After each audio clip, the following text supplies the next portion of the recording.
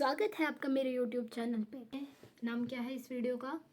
How I study as a dyslexic kid. Yes, मुझे dyslexia है and मेरे को फिर भी पढ़ना पसंद है। और क्यों पढ़ना पसंद है चलो मैं तुम्हें बताती हूँ, और मैं कैसे पढ़ती हूँ एक्चुअल में, दरअसल वो भी तुम्हें बताती हूँ कि मैं कैसे पढ़ती हूँ।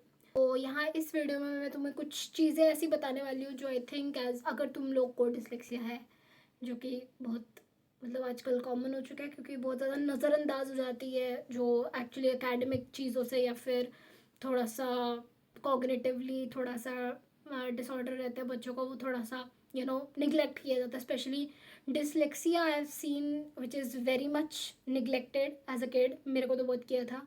सो I think it is a very neglected chronic cognitive disorder.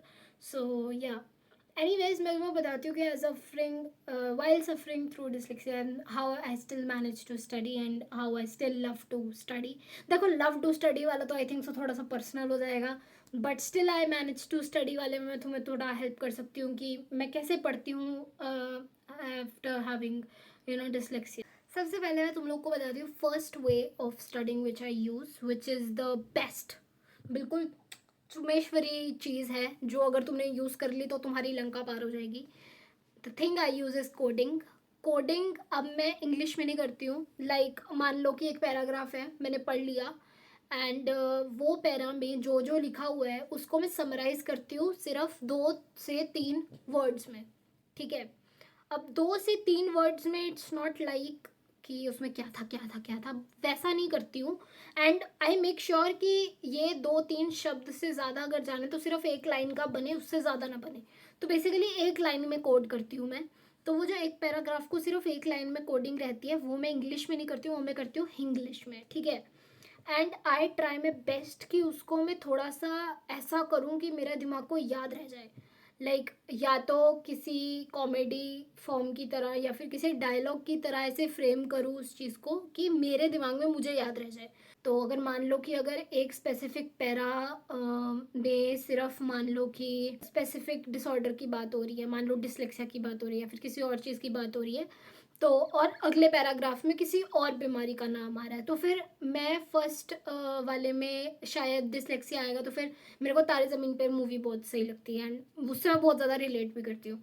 तो मैं क्या पता डिसलेक्सिया वाले पैरा के आगे या फिर कोडिंग के उस पर मैं तारे ज़मीन पर का कोई एक डायलॉग लिख दूँ जिससे मुझे पता चल जाएगा कि अच्छा ठीक है इसके अंदर डिसलेक्सिया का है एलिमेंट और इसके अंदर सारी डिसलेक्सिया की बात की हुई है। सो कोडिंग बेसिकली ये रहता है कि आपको उस पैरा में पता है कि क्या चल रहा है, जिसकी वजह से सिर्फ वो एक लाइन के ज़रिए आपको सारा पैराग्राफ दोबारा से याद आ जाएगा। तो मेरे साथ ऐसा होता है कि मेरे को सारा याद आ जाता है।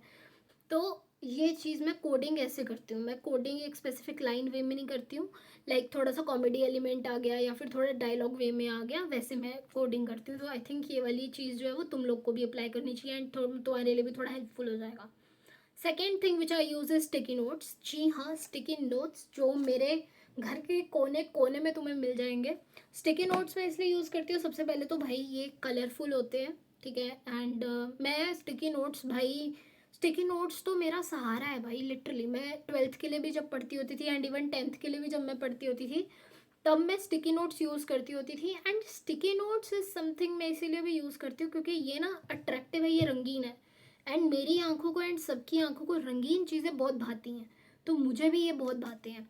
लाइक इनके ऊपर कुछ भी लिखा हो भाई, मतलब मेरी आंखें अगर मैं अपने नोट्स खोलूँगी ना, तुमने मेरे नोट्स देखे ही हैं, तो वो उस भसड़ में मेरे को इस पे नज़र बहुत जल्दी जाती है एंड मैं इसके ऊपर जो मैंने लिखा होता है फिर उन पे नज़र जाती है। तो इन पे यूजुअली मैं कोडिंग करती हूँ या फिर इनके अंदर मैं पूरे पेज का जो रहता है वो समरी पॉइंट टू पॉइंट मतलब 3-4 पॉइंट्स में समरी लिखती हूँ इस स्टिकी नोट्स पे। तो स्टिकी नोट्स जो वो एक ऐसी स्लिप वाले आते हैं ना, वो जो स्लिप वाले हैं तो उस पर मैं करती हूँ कोडिंग। और जो ये वाले होते हैं इनके ऊपर मैं पूरे पेज पे जो लिखा हुआ है उसकी summary point two point 3-4 points में कवर कर देती हूँ, जिससे कि मुझे पता चल जाता है कि उस पेज पे क्या लिखा हुआ है एंड उस पेज में क्या क्या चीज़ें मेंशन हुई हैं। Thirdly which I use is AI which is chat GPT of course. तो मैं चैट जीपीटी पे जो मैंने तुम्हें पहले भी आई थिंक सो जिक्र किया है इस चीज़ का कि मैं जब भी चैट जीपीटी यूज़ करती हूँ I don't use it in English, I use it in English. तो ऐसा लगता है कि लाइक मैं मतलब ऐसा कोई मतलब कोई मतलब कोई तीर पहाड़ नहीं तोड़ने जा रही हूँ। अपने दिमाग को बुद्धू बनाने के लिए मैं चैट जीपीटी से इंग्लिश में बात करती हूँ, ताकि मेरे दिमाग थोड़ा सा मतलब शांत रहे, ज़्यादा ओवर रिएक्ट ना करे कि भाई इंग्लिश हो गया क्या हो गया। तो इसीलिए मैं बहुत ज़्यादा मतलब ले लैंग्वेज यूज़ करती हूँ एआई के साथ, चैट जीपीटी के साथ, लाइक ताकि मैं अपने दिमाग को बुद्धू बना सकूँ कि there is nothing serious going on. हालांकि मैं अगर कोई रिसर्च कर रही हूँ, या फिर मैं किसी एग्ज़ाम की प्रेप कर रही हूँ, या फिर मैं कोई असाइनमेंट रेडी कर रही हूँ, तब भी मैं चैट जीपीटी से इंग्लिश में ही बात करती हूँ। इट्स नॉट बिकॉज मुझे कि मतलब मुझे थोड़ा इजी वे चूज़ कर रहा है, इट्स बिकॉज कि मेरे को अपने दिमाग को पागल बनाना है इन ऑर्डर टू स्टडी। ठीक है, अपने दिमाग को पागल बनाना पड़ता है ताकि मैं पढ़ सकूँ, क्योंकि अगर मुझे पता है कि मेरा दिमाग बहुत ज़्यादा प्रेशराइज हो जाएगा, मेरा ब्रेन बहुत ज़्यादा अंडर प्रेशर आ जाएगा अगर मैं इंग्लिश में कन्वर्सेशन कर दूँ। क्योंकि एक हमारा माइंड सेट बना हुआ है कि English is for formal and Hindi is for informal things. तो while I have to prepare for formal stuff, I pretend that I am doing informal stuff, but actual में मैं फॉर्मली कर रही होती हूँ। लाइक मैं प्रिटेंड करती हूँ it's not that serious, but actually serious ही होता है, बट मेरे दिमाग को इतना कुछ खास पता नहीं चलता, पागल है ना इसलिए। एनीवेज, चैट जीपीटी में इस तरीके से यूज़ करती हूँ, तुम लोग भी ऐसा यूज़ करो, अपने दिमाग को थोड़ा सा पागल बनाओ एंड यूज़ करो, तो बहुत बढ़िया तरीके से यूज़ होता है। सेकेंड इज सॉरी सेकेंड नहीं, fourth element which I use is writing multiple times. तुमने मेरे नोट्स देखे होंगे तो तुम्हें पता होगा कि मैं कितना दिमाग फाड़ मल्टीपल राइटिंग करती हूँ। लाइक मैं नोट्स पे भी, स्टिकी नोट्स पे भी कभी कभी सेम चीज़ लिख के चिपका देती हूँ। जब मेरे दिमाग में चीज़ नहीं घुस रही होती है तो मैं बहुत बार लिखती हूँ। जब मेरे दिमाग में कोई टॉपिक नहीं घुसेगा तो भाई नोटबुक्स भरी जाती हैं, लिटरली 2-2 3-3 नोटबुक्स भर जाती हैं। उस दिन मैंने जो किया था भाई, उसमें पूरी आधी नोटबुक भर गई है मेरी। ठीक है, और एक डायरी भी भर गई है, नहीं डायरी नहीं भरी है, सिर्फ एक आधी नोटबुक ही भर गई है मेरी। तो अभी तो मैंने उस मॉड्यूल का एक आधा हिस्सा करा होगा। जब मेरी आधी नोटबुक, जब मैं एक पूरा मॉड्यूल करूँगी तब मेरे 2 से 3 नोटबुक्स भर जाएंगी, क्योंकि मेरे को पता है मैं कितना मल्टीपल राइटिंग करती हूँ। अगर मुझे एक पैराग्राफ नहीं समझ में आया, मैं उसको 10 बार लिखती हूँ। एक बार खुद लिखती हूँ, फिर चैट जीपीटी से इंग्लिश में ट्रांसलेट करती हूँ, फिर जो ट्रांसलेटेड है वो भी लिखती हूँ, फिर समझती हूँ, फिर उसके बाद फिर से इंग्लिश में लिखने का, खुद की इंग्लिश बना के लिखने का ट्राई करती हूँ। तो इसलिए मैं मल्टीपल राइटिंग का यूज़ करती हूँ, विच is very time consuming, but anyways helpful होता है एटलीस्ट। क्योंकि अगर तुम्हारा दिमाग मेमोरी नहीं बना पा रहा है तो तुम्हारी राइटिंग मेमोरी तो बनी जाती है। सो either ways it's a win win situation. तो हाँ, last point which is that I do every formal stuff in English. Like अगर मैंने कोई रिसर्च पेपर भी उठाया है कहीं से, गूगल स्कॉलर से, या साइक पबमेड से, कहीं से भी, साई हब से, कहीं से भी अगर मैंने कोई भी रिसर्च पेपर उठाया है या फिर कोई भी एक फॉर्मल आर्टिकल उठाया है, वो सारे आर्टिकल को कॉपी करके मैं पेस्ट करती हूँ ChatGPT and I ask him to just translate it in English, ताकि मेरे दिमाग को ज़्यादा प्रेशर ना सहना पड़े कि भाई हे भगवान ये कौन सा पहाड़ टूट पड़ा मेरे पे, ऐसा कोई चीज़ ना हो। ताकि मेरा ब्रेन ना उस चीज़ को बहुत आराम से और स्मूथली प्रोसेस कर सके कि ओके कोई बड़ा पहाड़ नहीं है, इट्स जस्ट अ नॉर्मल चीज़ एंड हम कर सकते हैं।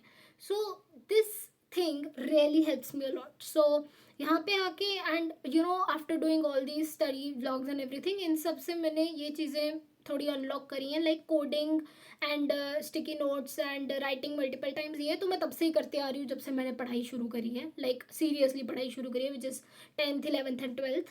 एंड फिर उसके बाद ये कॉलेज का first second third year and अभी का फोर्थ ईयर। एंड इंग्लिश वाला एंड चैट जीपीटी वाला रिसेंटली स्टार्ट हुआ है, जो मैं भाई विच is very helpful. I am telling you, जिसने भी चैट जीपीटी बनाया है भाई, दोनों हाथों से सलाम है उसका मेरे को,